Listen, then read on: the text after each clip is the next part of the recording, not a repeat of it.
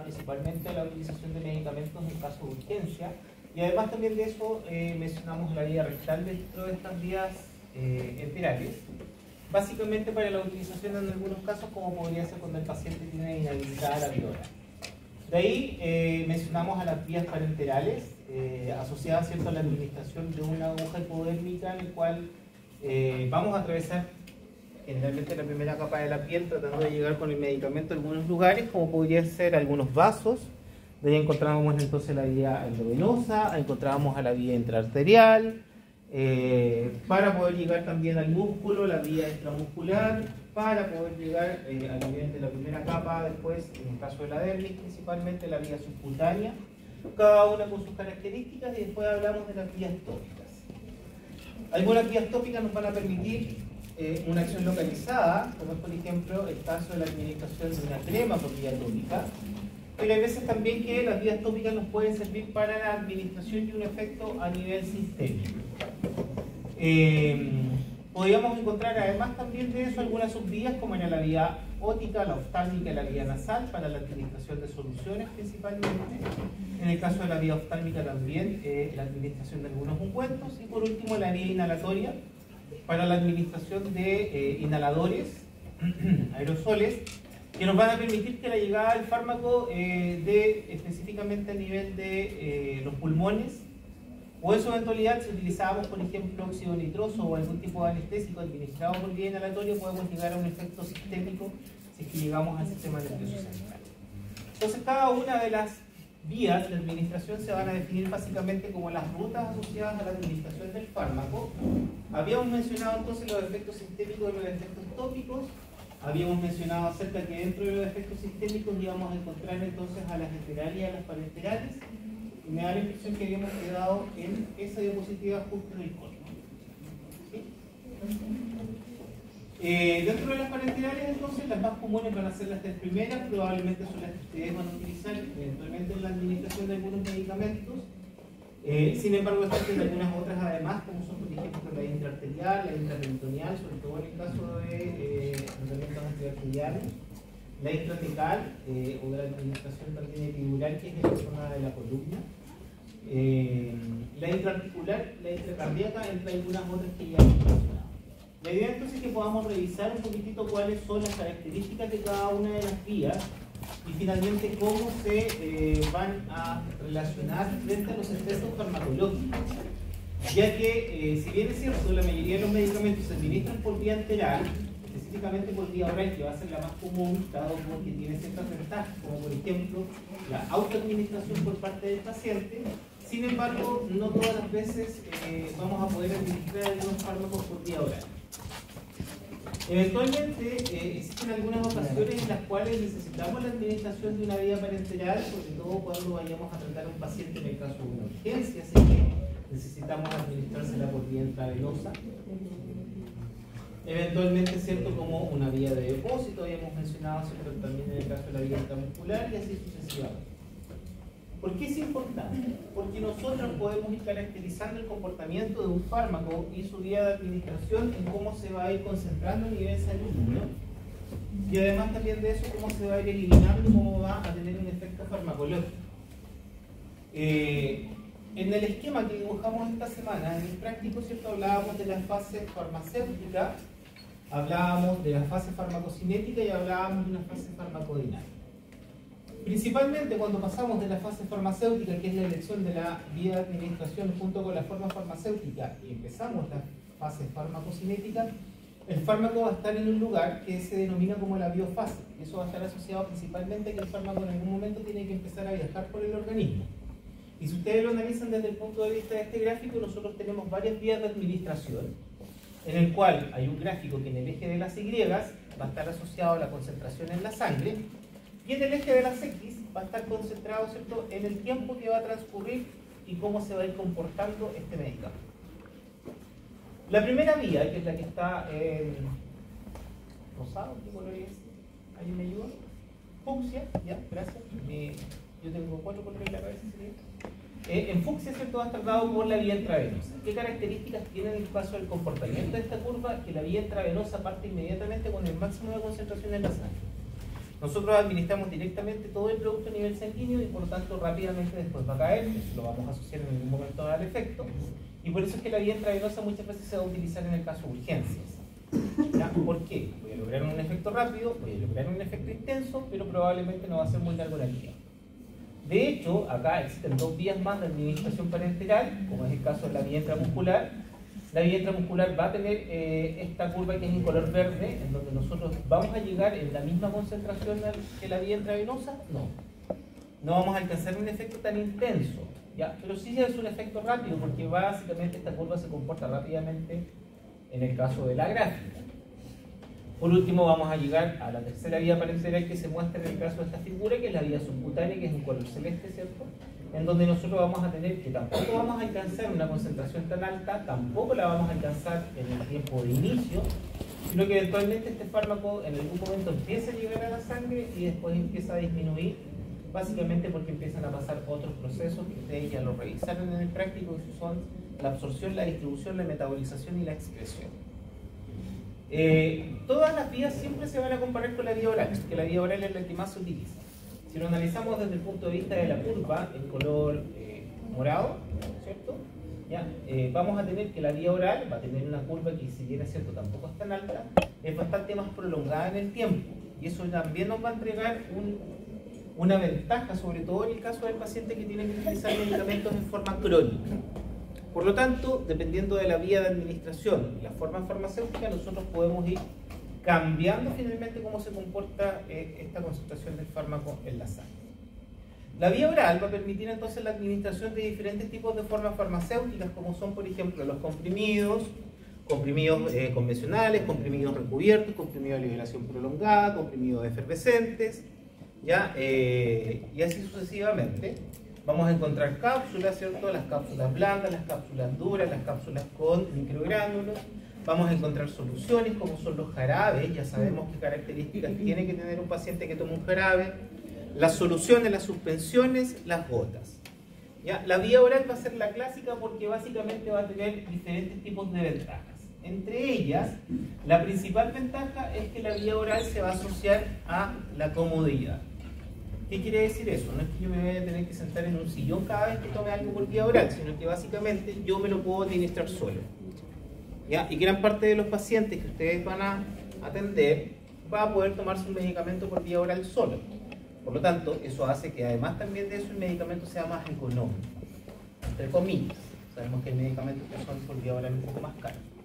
Es bastante más sencilla, ya que solamente nosotros tomamos el medicamento, lo sacamos del blister, lo sacamos del frasco y lo consumimos con un vaso de agua. Permite la autoadministración, entonces tiene ciertas ventajas en el caso de la vía oral, pero tiene algunas desventajas.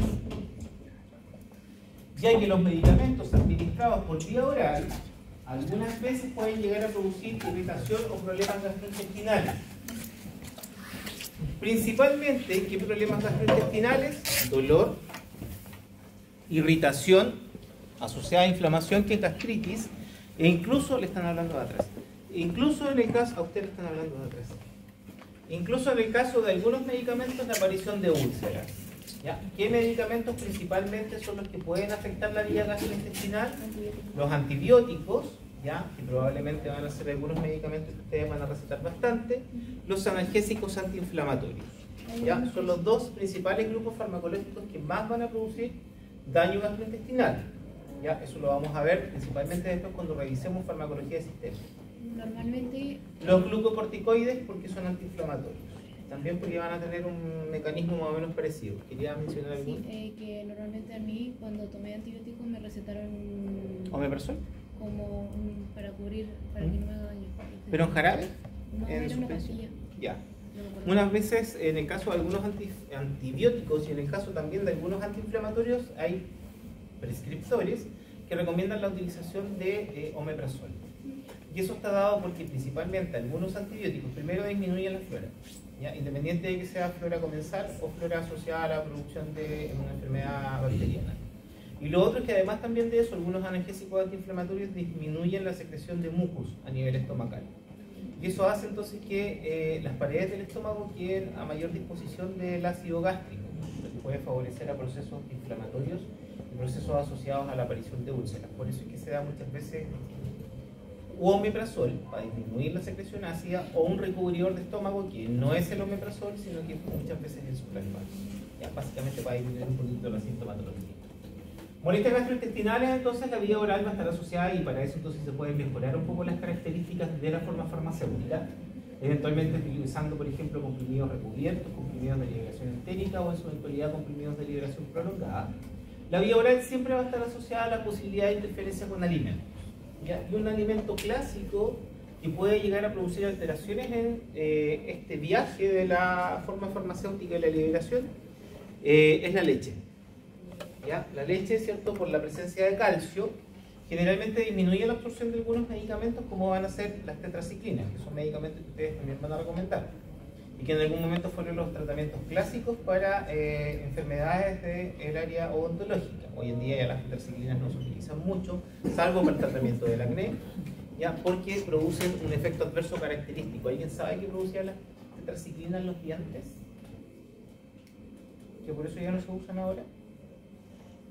Es un efecto adverso característico que se asocia porque la tetraciclina se deposita en los lugares donde hay calcio.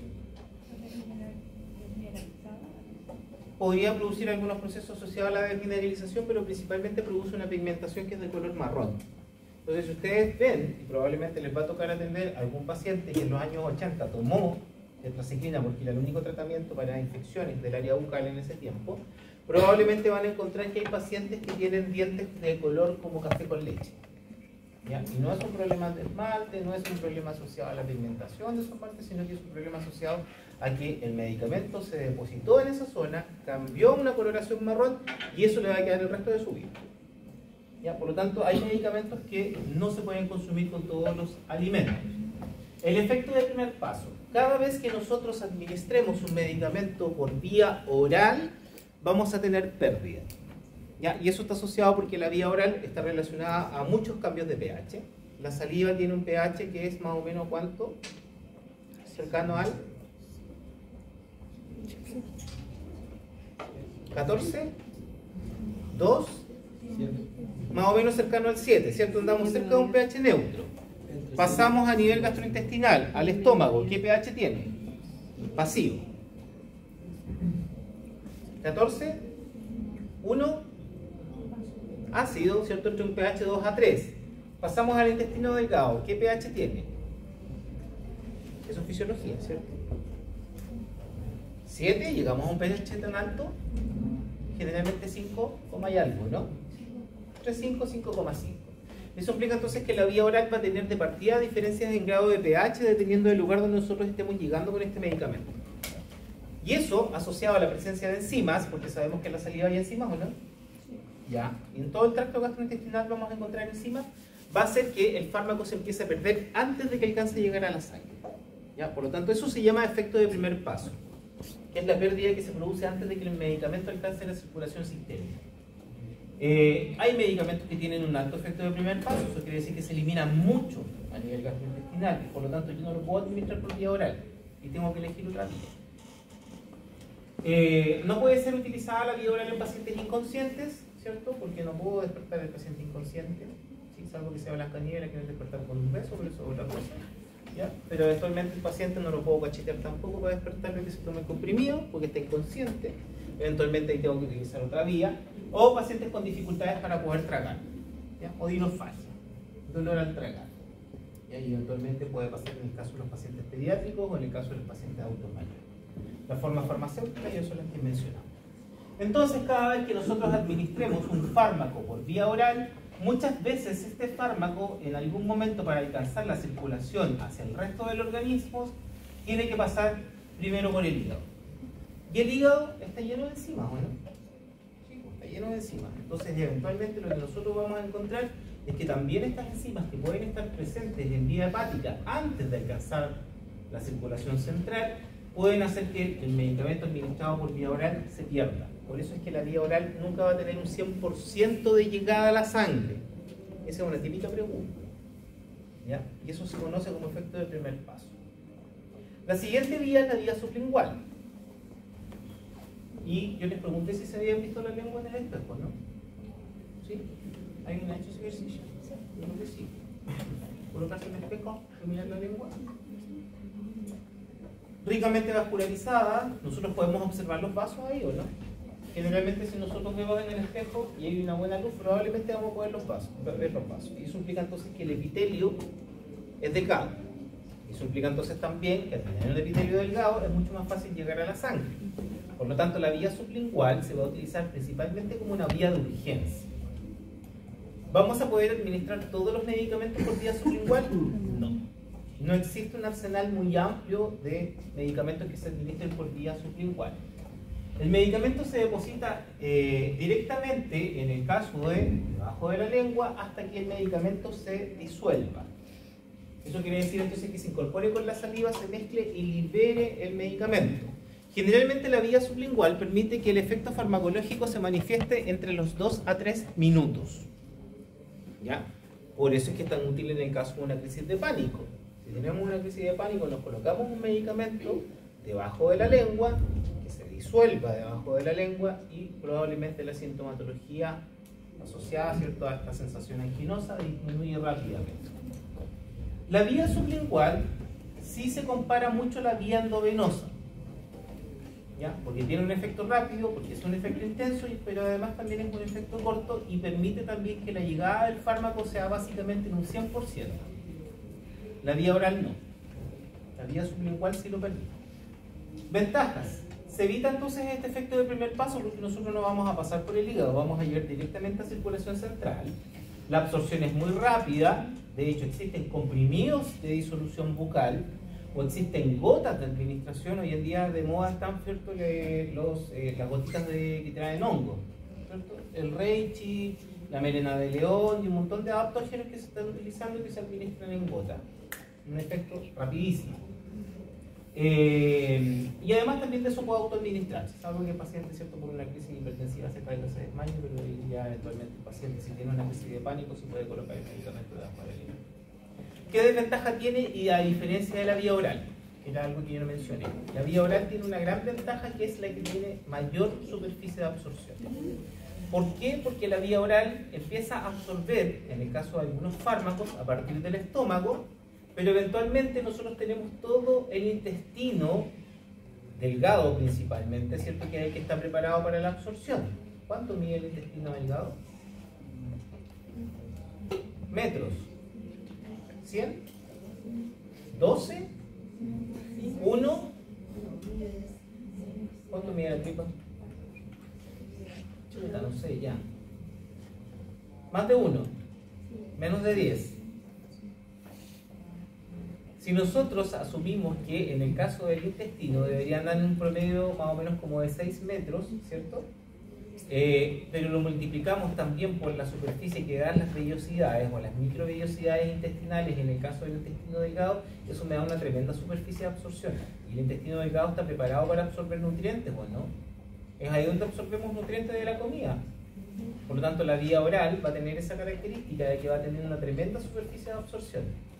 ¿Tenemos una gran superficie de absorción debajo de la lengua? ¿Cómo es el espacio? ¿Igual de largo que la tripa del intestino delgado? No, es bastante más chico. Pero siempre se confunden con lo mismo. La vía oral tiene una rápida superficie de absorción, pero la vía sublingual es la más rápida, pensándolo desde el punto de vista de la absorción. ¿Por qué? Porque el medicamento pasa rápidamente a la sangre. El área de absorción es pequeña, pero bastante rápida. No pueden administrarse entonces todos los medicamentos y es importante que muchas veces cuando se administra un fármaco hay que tratar de evitar la deglución. ¿Qué otro medicamento conocemos que se administre por vía sublingual? Ketorolaco, ¿cierto? Otro amigo de ustedes que eventualmente lo van a recetar a un montón de personas. ¿Alguien más conoce algún otro medicamento? Hay antihipertensivos. ¿Vieron el conjuro? La última del conjuro va a salir la 4. Pero la 3 la alcanzaron a ver o son muy jóvenes para ver el película de terror. En la última del conjuro, el caballero Warren, ¿cierto?, que el protagonista de la película andaba con un frasco de pastillas que tenía que colocarse debajo de la lengua, ¿no? Y casi se murió al final. Nitroglicerina. La nitroglicerina es un vasodilatador que en Estados Unidos se utiliza para las crisis de angina o de hipertensión arterial. Acá en Chile usamos nitroglicerina, ya no porque no se está fabricando, pero sí usamos captopril, que también se puede colocar debajo de la lengua en caso de una crisis hipertensiva. De hecho, eventualmente en algún momento van a conocer a alguien que llegue con una crisis hipertensiva al hospital y te va a decir, oh, que me colocaron algo bajo la presión, no bajo la presión. Para eso se utiliza la vía superior. La vía rectal, tercera vía enteral. La vía rectal va a ser la vía de elección en el caso sobre todo de algunos pacientes como son los niños pequeños y en pacientes que tengan problemas para deglutir, ya sea porque están con vómitos, están con náuseas e inclusive si están inconscientes. Se va a utilizar también en el caso de algunos pacientes, por ejemplo para la administración de diazepam como fármaco antiepiléptico. ¿Ya? En un caso de un paciente, ¿se acuerdan de haber visto en el colegio quizás a alguien con epilepsia? ¿No? ¿No les tocó el caso? Eventualmente los casos de epilepsia son más frecuentes en los pacientes pediátricos. ¿Ya? Pero el paciente epiléptico es un paciente que tiene dos tipos de convulsiones. Una que se llama clónica y otra que se llama tónica. La tónica es cuando el paciente queda tieso. Y la clónica es cuando el paciente empieza a saltar. Por lo tanto, es un niño que cae al suelo desmayado, pero que empieza a moverse y además también de eso tener contracciones musculares. ¿Creen ustedes que administrar una vía intravenosa es fácil en ese paciente? El paciente generalmente mantiene la mandíbula trabada, por lo tanto hay veces que la mandíbula no se abre. ¿Podría administrarle algo por vía sublingual? Ni menos por vía oral. ¿Qué vía nos queda entonces? Supositorio. Paciente pediátrico. No va a quejarse, probablemente el trauma se le va a calmar después de un par de años. Por lo tanto, la vía rectal puede servirnos en esos casos. Tiene una ventaja que es que evita parcialmente el efecto del primer paso. ¿Por qué se evita parcialmente el efecto del primer paso? El recto tiene una irrigación que está dada por una vena que se llama vena hemorroidal. Y la vena hemorroidal tiene tres ramas, una inferior, una media y una superior. Las dos de arriba conectan directamente con la circulación central. La de abajo, que es la inferior, conecta primero hacia el hígado. Por lo tanto, dependiendo de dónde llegue el supositorio y se libere el fármaco, nosotros vamos a tener a veces que llega mayor cantidad a la sangre y otras veces que primero se pierde. Entonces va a depender del contenido que tenga el recto. Nosotros sabemos que el recto se llena cuando nosotros queremos hacer popó. Cuando vamos a hacer del 2 es porque el recto está lleno. Si no está con ganas de ir a hacer popó, el recto está vacío. Entonces eventualmente va a depender de características como es esa. ¿De qué otras cosas más va a depender la absorción rectal? Del tipo de alimentación que nosotros tengamos. ¿Han escuchado hablar de la dieta de Gress? ¿No? La dieta de Gress, ¿cierto? Es una dieta que incorpora casi puros alimentos grasos. ¿Ya? Entonces va a estar asociada a comer carne con, no carne magra, carne con grasa, va a estar asociada al consumo de proteína, alimentos ricos en materia grasa. Y eso hace que la deposición cambie. ¿Ya? Por lo tanto va a ser una deposición que muchas veces también va a tener materia grasa en su composición. Y eso muchas veces influye en la disminución de la absorción de un medicamento. Por lo tanto la dieta también es fundamental en el caso de algunos pacientes. ¿Qué desventajas va a tener la vía rectal? Primero, una absorción errática, porque ya mencionamos entonces que está asociada a los tipos de contenido que tengamos a nivel del recto. La irritación de la mucosa rectal. ¿Cuándo se puede irritar la mucosa rectal? En el caso de pacientes, por ejemplo, que sufren de estreñimiento, estifiquez, ¿ya? En el caso de pacientes que tengan diarrea, ¿ya? También muchas deposiciones hacen que finalmente también la mucosa se desgaste y finalmente se pueda producir algún tipo de irritación, ¿ya? Lo que puede generar entonces trastornos en el caso de la absorción. ¿Qué administramos por vía rectal? Lo que ya conocemos, ¿cierto? Que son los supositorios, los mencionamos en la clase anterior, los enemas y las pomadas. La vía de administración tópica, la primera es la inhalatoria. Ahí tenemos, ¿cierto? Un paciente que se está administrando un... ¿Qué es eso? Un inhalador, muy bien, ya aprendí. Un inhalador con una aerocámara, principalmente porque necesitamos llegar a nivel pulmonar. Eso implica entonces que tenemos que llegar a un promedio entre 1 a 10 micras, generalmente con 6 micras de tamaño. La vía de administración inhalatoria va a presentar ciertas características, como son primero que los productos, cuando tienen que absorberse, se absorben rápidamente. La mayoría de ellos puede llegar a tener un efecto localizado. ¿Ya? ¿Qué medicamento conocemos por vía inhalatoria?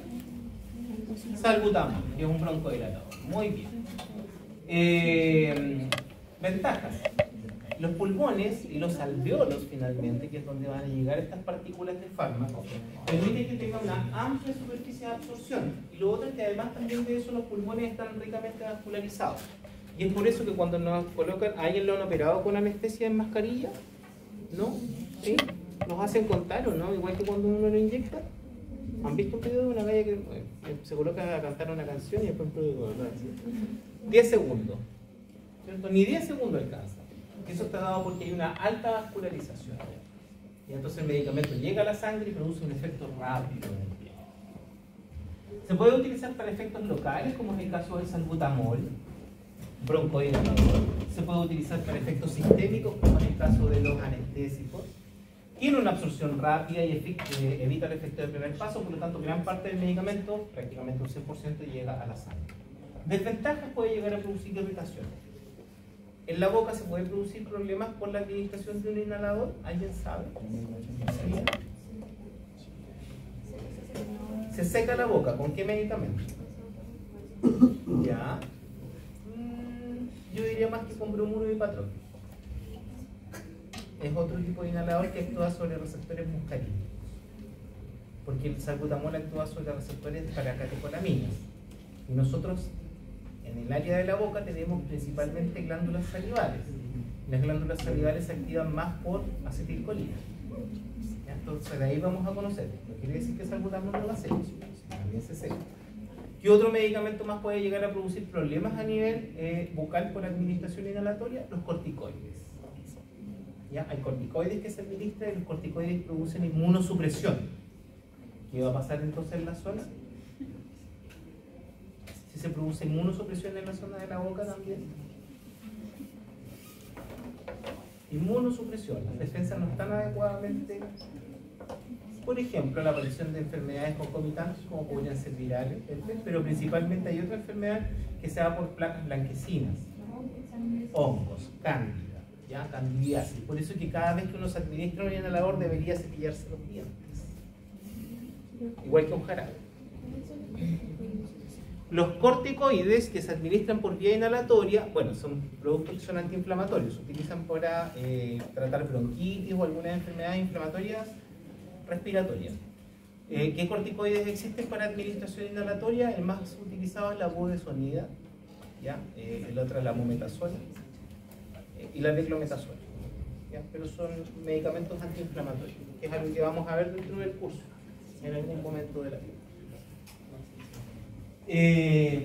Difícil manejo de la forma farmacéutica. Ya dijimos, cierto, que el caso de la administración de una vía inhalatoria requiere de técnica, requiere de la utilización de una aerocámara, requiere que el paciente primero agite el envase para poder lograr que el medicamento se disperse de manera adecuada, y las formas farmacéuticas ya las vimos.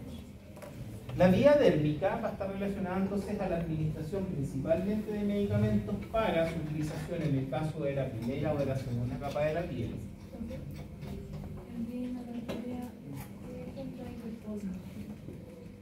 ¿Qué ejemplo hay de polvo?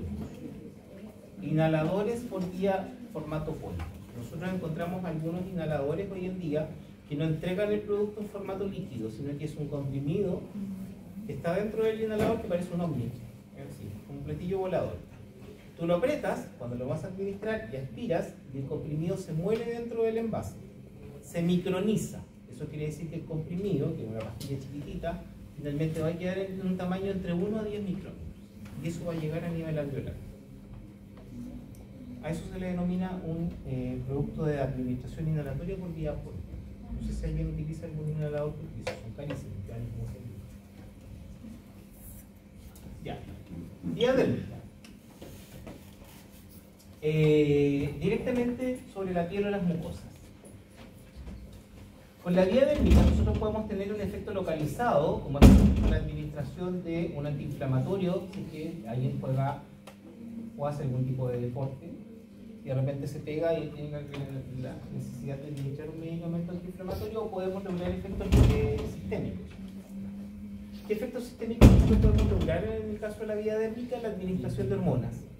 Hay pacientes que se administran hormonas y se las administran en el formato de gel. Por ejemplo, en una paciente que está en transición. O por ejemplo en el caso de un paciente que tenga menopausia una paciente que tenga menopausia, hay estrógenos que se administran por vía piel. ¿Ya? Y los estrógenos son bastante liposolubles, por lo tanto llegan bien a la sangre.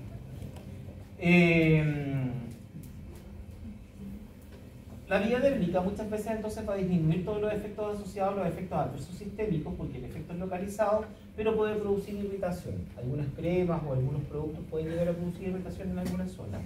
¿Ya? Y otra de las cosas que sucede es que además también de eso no podemos regular la dosis, porque probablemente ustedes no sé si les ha tocado enseñar ya a cepillarse a pacientes pediátricos, o ya han estudiado la teoría de cómo se tendría que cepillar un paciente pediátrico, ¿no? ¿Sí? Con el tamaño de la crema dental, en un cepillo, ¿no? ¿En centímetros o en el tamaño de algún tipo de alimento? Tamaño de la arveja, tamaño de esto, ¿cierto? Ya.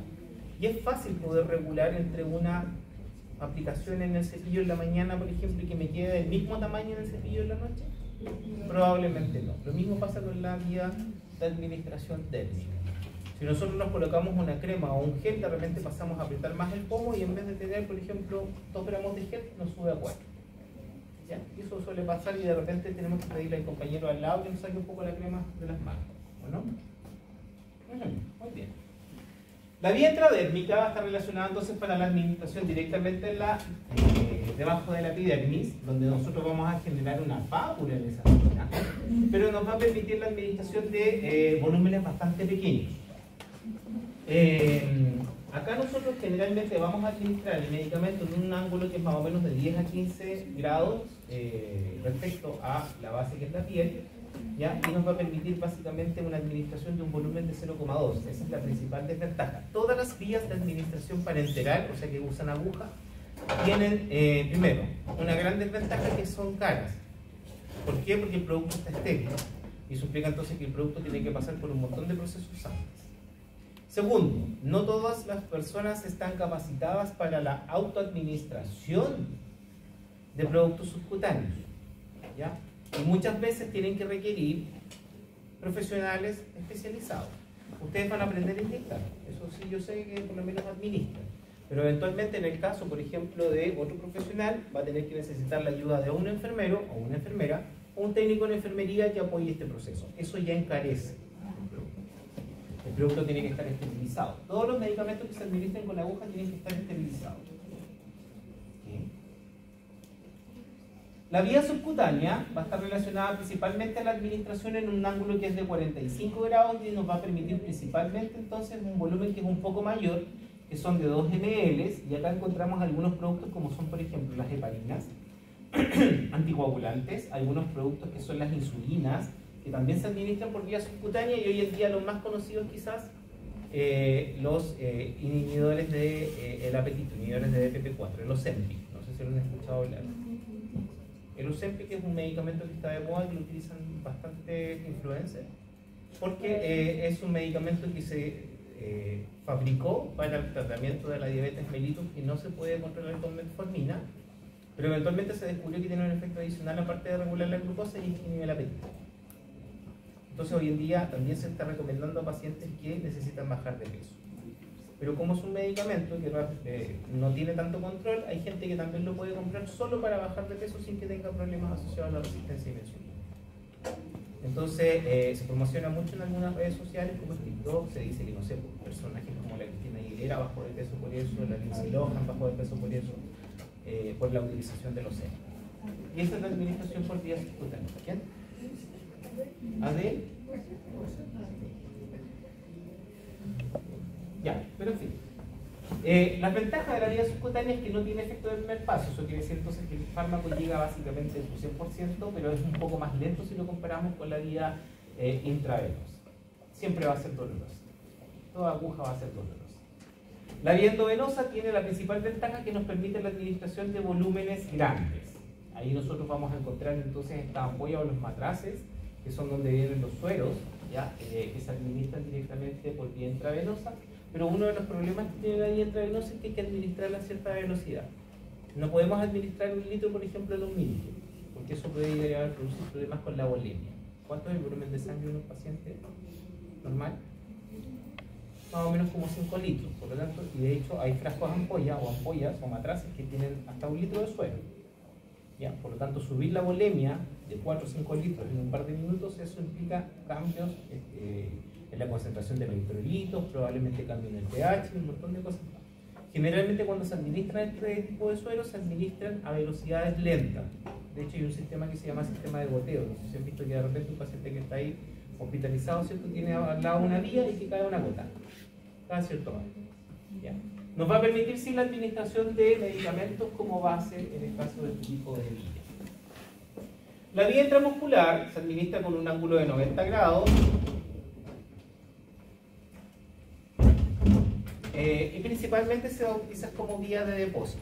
¿Conocen algún medicamento que se administre por vía intramuscular? Por ejemplo, ahí existen algunos anticonceptivos y esos anticonceptivos se aplican todos los días. Va a depender, puede ser mensual o cada 3 meses. Ya, puede ser mensual o puede ser cada 3 meses. Ya, por lo tanto, a eso nos referimos nosotros con la vía de administración de depósito.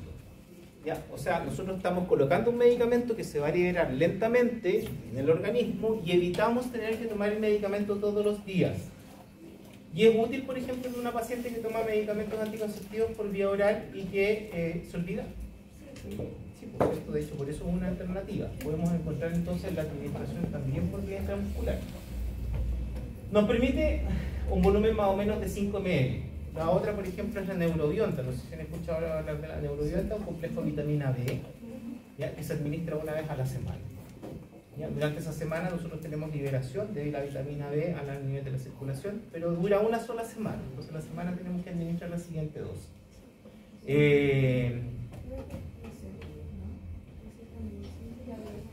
El Ozempic, sí, el Ozempic también se administra por vía una vez a la semana, aunque hoy en día se está utilizando más en la dulaglutida. Es más famosa ahora la dulaglutida, pero es un poco más cara. También es un inhibidor del apetito. ¿Alguien sabe cuánto vale el Ozempic? Sí, 230 lucas mensuales. Es que por la otra es para los diabéticos. Muchas gracias. Es lo que yo dije, es para los diabéticos, pero que hoy día se estaban utilizando en personas. No se estaban utilizando. Hay gente que lo está utilizando para bajar de peso. Pero hay que tener cuidado. Por eso es que lo puede hacer la Cristina. Y nosotros no. Ya, por lo tanto, entonces, dependiendo de la vía de administración, nosotros vamos a tener diferentes tipos de respuestas. Eso ya lo vimos entonces en el caso de la diapositiva. Y ojo que tienen que tener ustedes, sobre todo, que van a administrar algunos productos que son inyectables. Nosotros a nivel intravascular o dentro de la vena no vamos a poder administrar ni suspensiones ni productos que sean en base a aceite. ¿Por qué?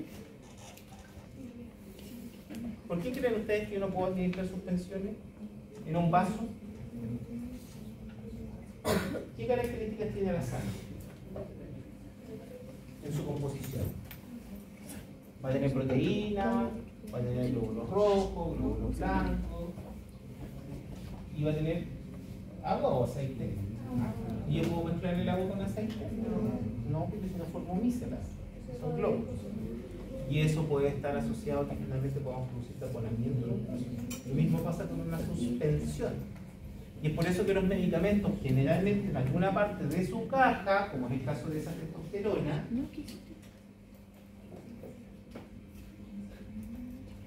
dice la vía de administración. No se alcanza a ver muy bien, pero ahí tiene una I, intramuscular. Por lo tanto, la Nevido, que es una testosterona que se utiliza también en pacientes que están en transición, en pacientes que sufren un cáncer testicular y tienen extirpación de un testículo o de los 2 testículos, se les administra por vía intramuscular. No todos los productos entonces se pueden administrar por vía intravenosa.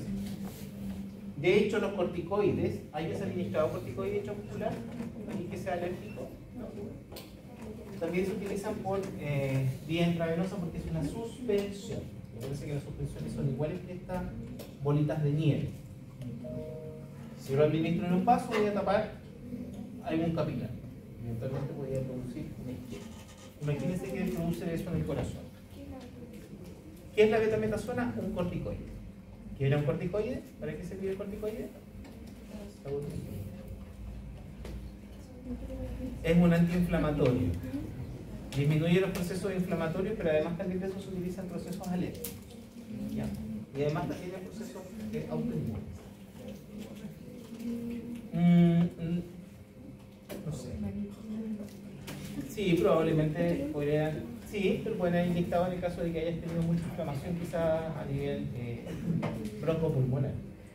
Que estaba con mucha tos, flema y todo eso. Generalmente se utilizan para otro tipo de cosas.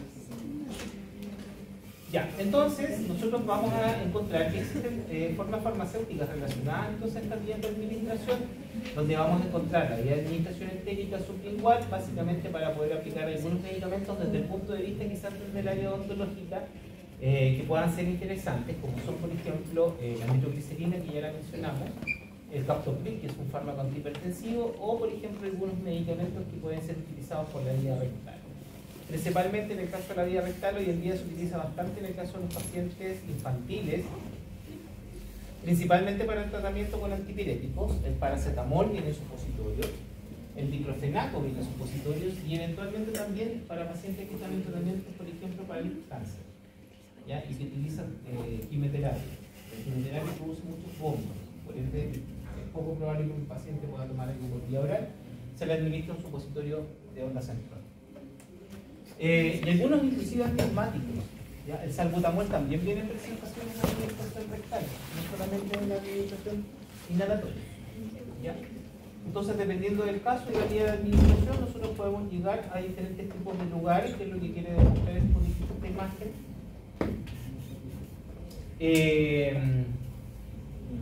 Con la vía sublingual y la vía bucal, básicamente para poder llegar en algún momento a nivel de la circulación. En algún momento podemos pasar por el hígado antes de alcanzar la circulación sistémica, lo que puede favorecer un aumento en la pérdida del medicamento. La vía intravenosa va a inyectar directamente en la vía central, ¿ya? La vía rectal va a depender de la rama realmente de la vena hemorroidal en la que nosotros tengamos el supositorio para poder alcanzar ese lugar y eso que vamos a asociar.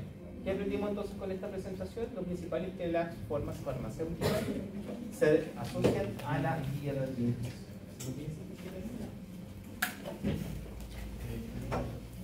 Este es una ABP. ¿Han trabajado con ABP o no? ¿Saben lo que es una ABP? Una ABP es un aprendizaje basado en problemas. ¿Ya? Ya, muy chico. JL de 18 años de edad acude a la consulta, requiere tratamiento antibiótico para una pericoronitis purulenta asociada a la erupción del primer molar en el permanente, 4.8, que cursa con una fiebre de 38. Se decide indicar tratamiento con antibióticos oral, que es la citromicina y fármacos antipiréticos que nos ayudan a disminuir la fiebre por vía oral. Al segundo día de tratamiento, la citromicina produce náuseas y vómitos. Ante esta situación, proponer alternativas en la vía de administración para este paciente de 18 años o el cambio de algún fármaco para continuar el tratamiento. Traer resuelta la próxima sesión. Muy bien.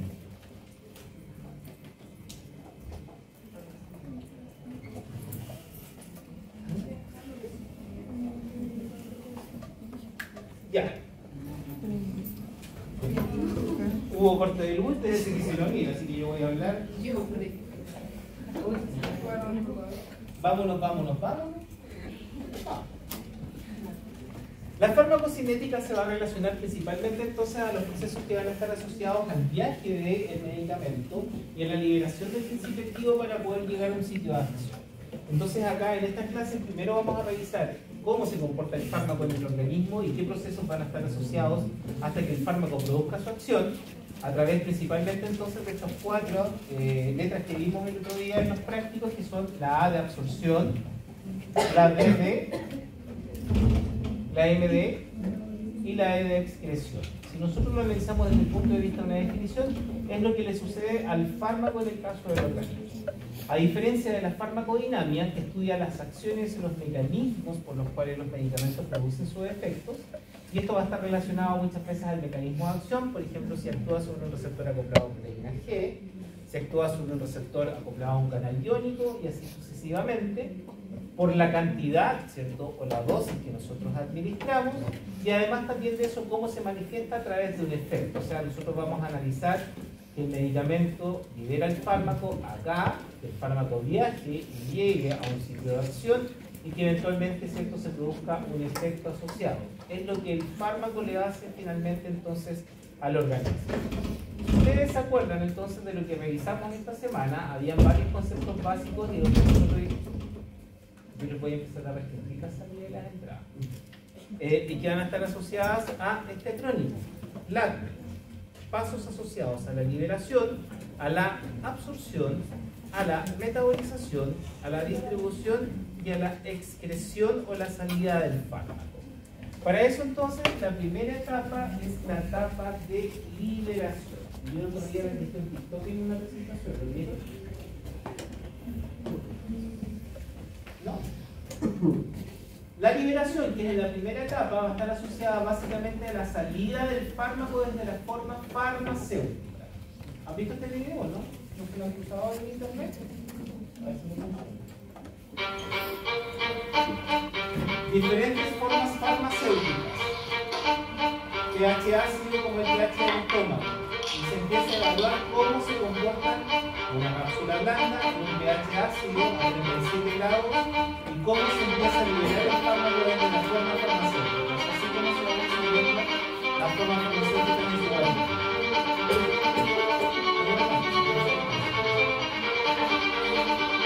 Una tableta de un comprimido.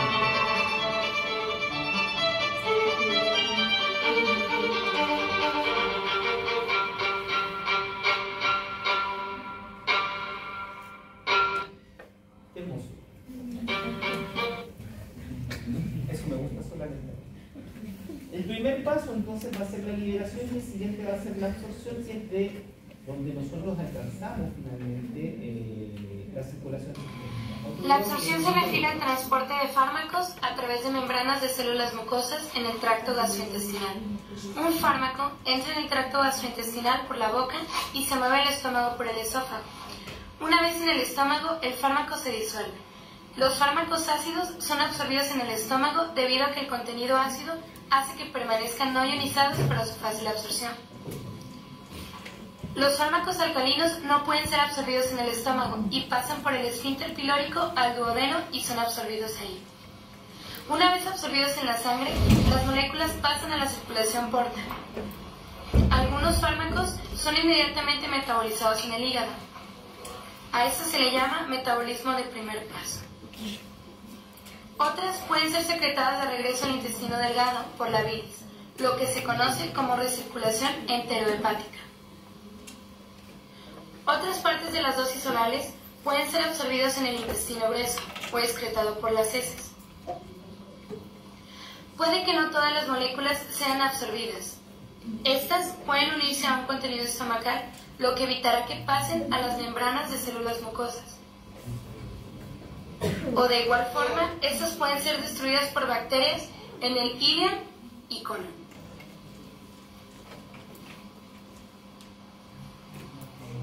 Eventualmente entonces el proceso de absorción va a estar relacionado a que nosotros vamos a administrar primero un fármaco a través de una forma farmacéutica y una vía de administración, y vamos a pasar por primera instancia en el proceso de liberación, que fue el video anterior, en donde desde el medicamento se va a liberar el fármaco y el fármaco entonces tiene que alcanzar la circulación sistémica en algún momento.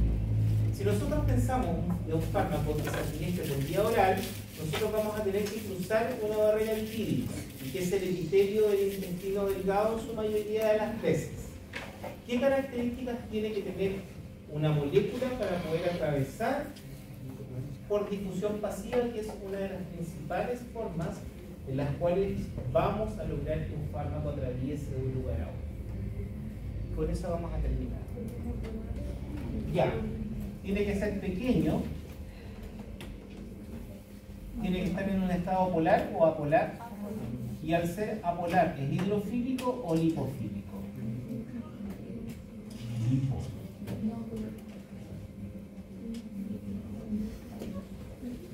Cuando un producto es apolar, quiere decir que no tiene cargas, y eso hace entonces que aumente su efecto lipofílico más que un efecto hidrofílico. Cuando nosotros tenemos un producto que es polar, por ejemplo, que tiene hidroxilos en su estructura, ¿ya? Eso hace que estas cargas hagan que el producto sea mucho más polar, y eso es hidrosoluble. Para yo poder atravesar por difusión simple, tengo que lograr que una sustancia sea pequeña, apolar y lipofílica, y gran parte de los medicamentos que nosotros tomamos tienen que cumplir al menos con estas tres condiciones. Si eventualmente no las cumplen, van a utilizar otros mecanismos de acción, porque la difusión pasiva, ¿qué característica tiene? ¿Cuál es la principal característica de la difusión pasiva? ¿Le cuesta al organismo? No, porque no contempla el uso de AT. Muy bien. ¿Ya? Entonces, si eventualmente no cumplimos con ser pequeños, apolares o lipofílicos, tenemos que utilizar otras vías que probablemente sí ocupen ATP. Entonces, por eso es que la mayoría de las veces se busca que los medicamentos traten de pasar membranas a través de difusión pasiva. Ya. Continuamos con esta diapositiva entonces en la clase de